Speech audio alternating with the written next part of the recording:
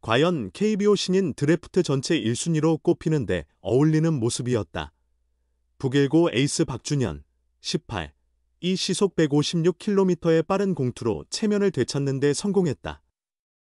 박준현은 13일 일본 오키나와현 이토만시 니시자키 스타디움에서 진행된 2025 세계야구 소프트 보련맹 WBC 18세 이하 야구 월드컵 슈퍼라운드 파나마와의 맞대결에 선발 투수로 등판했다. 박준현에게는 자존심을 회복해야 하는 중요한 경기였다. 이번 대회에서 에이스로서 많은 기대를 받았던 그는 오프닝 라운드에서 가장 중요한 일본전에 선발로 나섰지만 1, 3분의 2이닝 5피안타 3실점, 2자책으로 패전을 기록했다. 4사구는 없었으나 삼진도 단 한 개만 잡아냈을 뿐이다. 최고 구속은 157km를 기록했다. 하지만 이번 파나마전에서는 에이스의 위엄을 다시 한번 증명해 보였다. 박준현은 1회 초 선두타자 루이스 리베라를 헛스윙 삼진으로 잡으며 좋은 시작을 알렸다. 리베라는 전날 12일 일본전에서 1회 초 깜짝 3루타를 터뜨려 선제 득점의 주인공이 되었던 선수다. 이번 대회는 7이닝제로 진행되기 때문에 초반 기선 제압이 중요했는데 박준현이 핵심 타자를 삼진으로 돌려세운 것이다. 박준현의 삼진 행진은 이어졌다. 다니엘 멘데스에 이어 카를로스 곤잘레스까지 헛스윙 삼진으로 처리한 그는 3자 범퇴로 이닝을 끝냈고 한국이 1회 말 공격에서 대량 7득점을 올리면서 훨씬 여유 있는 마음으로 2회 초 마운드에 올라설 수 있었다. 선발 타자 후안 루아노를 내야수 땅볼로 처리한 박준현은 리카르토 아코스타를 보는 삼진으로 정리하며 손쉽게 야웃을 만들어냈다. 야디에르 푸엔테스에게 직구 볼넷을 허용하며 잠깐 휘청거렸던 박준현은 케일럽 리베라의 센터 안타성 타구를 이루수 허윤이 몸을 던진 멋진 수비로 막아내며 회를 마무리할 수 있었다. 한국은 7령 앞선 상황에서 3회 초 좌투수 박준성을 투수판에 세웠다. 이날 박준현이 기록한 투구는 2회 무실점. 피안타는 전무했고 삼진은 4개였다. 최고 속도는 156km였다. 비록 한국은 12일 미국에 0-1로 완패하고 일본이 파나마에 6-5 뒤집기승을 올리면서 결승 진출이 무산됐으나 14일 오전 11시부터 대만과 동메달 결정전을 앞두고 있는 상황이다. 한국은 박준현을 빨리 마운드에서 빼내 대회 최종 경기인 동메달 결정전을 준비하려 했다. 이번 대회 또한 투구수 제한이 있기 때문에 벤치에서 조치한 것 과연 한국이 동메달을 차지하고 마지막 영광을 이룰 수 있을지 관심을 끈다. 충격의 박준현 학폭 논란. 키움은 전체 1순위 지명할 수 있을까? 진실은 무엇일까? 학폭 문제가 불거졌는데 과연 키움은 박준현을 지명할 수 있는 걸까?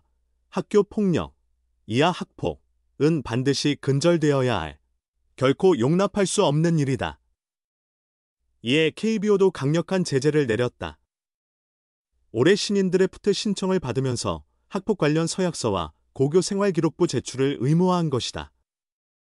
학폭 전력이 있는 선수는 사실상 프로 자격을 박탈하겠다는 강력한 메시지였다. 그리고 17일로 예정된 올 시즌 신인 드래프트. 전체 1순위 후보로 북일고 박준현이 꼽히고 있다. 사실상 굳어진 분위기다. 레전드 스타이자전 두산 코치였던 박성민의 아들로 지난해부터 구위가 눈에 띄게 좋아지더니 올해는 최고 157km 강속구를 뿌렸다. 출전만 하면 1순위 유력 주자로 불렸는데 변수는 메이저리그 진출 가능성이었다. 오클랜드 애슬레틱스가 총액 $200만 규모의 계약을 제안했지만 박준현은 이를 거절하고 KBO 신인 드래프트 참가를 선언했다. 국내 무대에서 먼저 실력을 증명한 뒤 미국 진출을 노리는 편이 더 현명하다고 본 것이다. 올해 신인 드래프트 전체 1순위 선택권은 키움 히어로즈에 있다. 특별한 이유가 없는 한 키움이 박준현을 외면할 가능성은 거의 없다. 허승필 단장은 최근 스포츠 조선과의 인터뷰에서 구단 내부가 박준현 지명에 만장일치로 합의했음을 밝혔다. 하지만 일부에서는 우려의 눈길을 보내고 있다. 박준현에게 학교폭력 의혹이 제기되었기 때문이다. 한 언론은 실명을 직접 언급하지 않았지만 누구나 박준현임을 짐작할 수 있는 단서를 내놓으며 학폭 의혹을 보도했다. 그리고 최근 방송 뉴스 인터뷰에서 학폭과 관련된 질문이 공개적으로 박준현에게 던져졌고, 박준현 또한 이를 강하게 부인하지 않는 모습을 보이자 정말 뭔가 있는 게 아닐까라는 의심이 생길 수밖에 없었다. 그는 아직 키움 선수로 등록되지 않았다. 그렇기에 키움이 박준현을 위해 일명 선수 케어를 해줄 필요는 없다. 하지만 지명이 유력한, 원하고 있는 선수이기에 이 사안에 무심할 수는 없었다.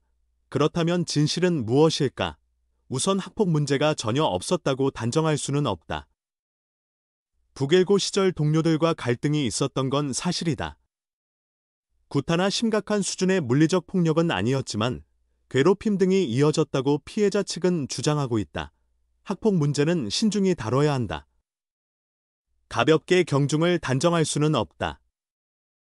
가해자로 지목된 당사자는 이 정도가 폭력일까라고 생각할 수도 있지만 피해를 호소하는 쪽은 심각한 폭력으로 느낄 수 있기 때문이다.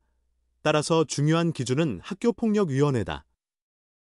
행동과 관계가 학교폭력에 해당하는지를 판별하는 공식 창구다.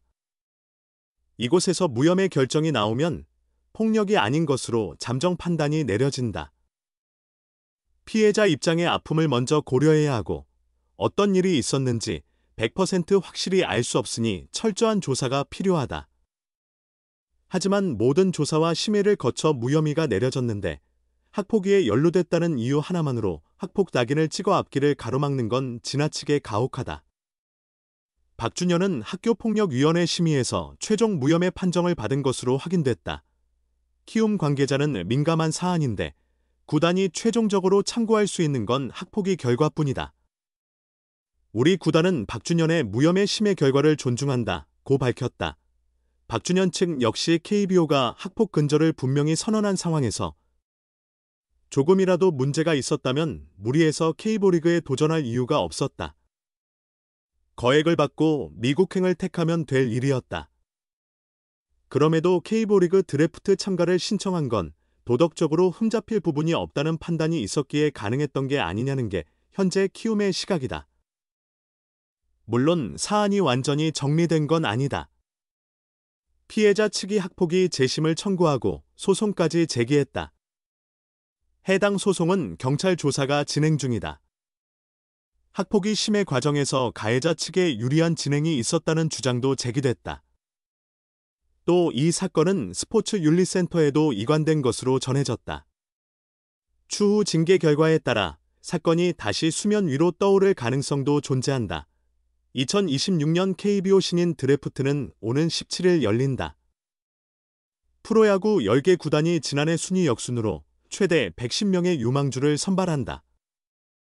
대상자는 고교 졸업 예정자 930명, 대학 졸업 예정자 261명, 대학 얼리 신청자 51명, 일반 참가자 19명 등 총 1261명이다. 오늘도 끝까지 시청해 주셔서 진심으로 감사드립니다. 앞으로도 더욱 흥미롭고 긴장감 넘치는 야구 이야기를 들려드릴 테니 많은 관심 부탁드립니다. 감사합니다.